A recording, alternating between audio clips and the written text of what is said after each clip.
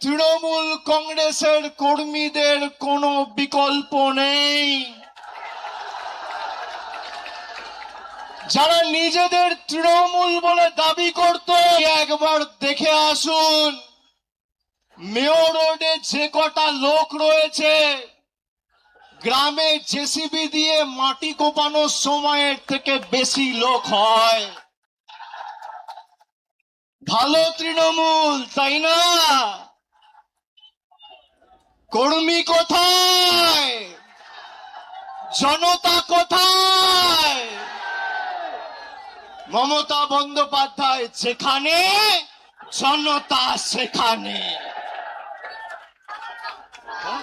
অনেক বড় কেউকেটা হয়েছেন। এই গাছগুলো দেখছেন, একটা পাতা যদি ঝরে পড়ে যায়, একটা ডাল যদি কেউ কেটে ফেলে দেয়, তার সবুজ আর কেউ ধরে রাখতে পারে না। সেই ডালের মধ্যে, পাতার মধ্যে আর কোনোদিন প্রাণ কেউ সঞ্চার করতে পারে না। তার শক্তি তার শিকড়ে। একইভাবে তৃণমূলের শিকড়ের নাম মমতা বন্দ্যোপাধ্যায়, যার আদর্শ আন্দোলনকে সামনে রেখে হাজার হাজার লক্ষ লক্ষ কর্মীরা আপসহীন লড়াই সংগ্রাম করে দলকে আজকে বটবৃক্ষে পরিণত করেছে। তারা যদি ভাবে যে গদ্দারি বেঈমানি করে দলকে দুর্বল করব, তৃণমূল কংগ্রেস আরো শক্তিশালী হবে। যারা আজকের সভায় এসছেন, আমি কুর্নিশ জানাই প্রত্যেকটা কর্মীকে।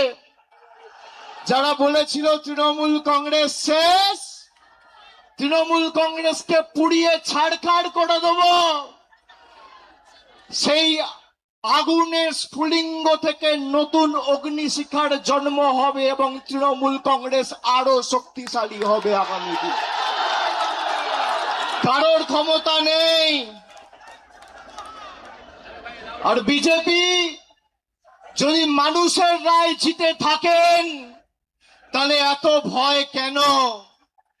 তৃণমূল কংগ্রেসের কর্মীদের মিথ্যা মামলায় জেলে ঢোকানো, নেতাদের উপর যারা মমতা বন্দ্যোপাধ্যায়ের সাথে এখনো আছে তাদেরকে ভয় দেখানো, তৃণমূল কংগ্রেসকে চমকে ধমকে লাভ নেই।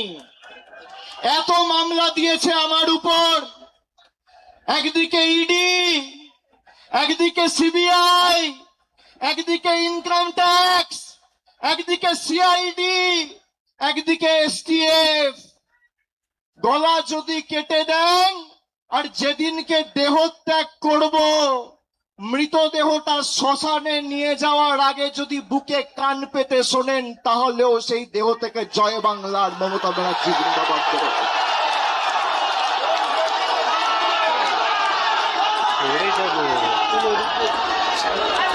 ইতিহাস প্রতিকূলতার বিরুদ্ধে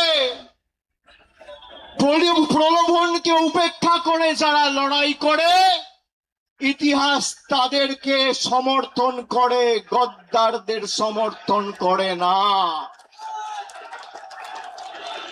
5 ওয়াট 10 ওয়াটের বাল্ব সে এখন ভাবছে আমি হ্যালোজিন হয়ে গেছি।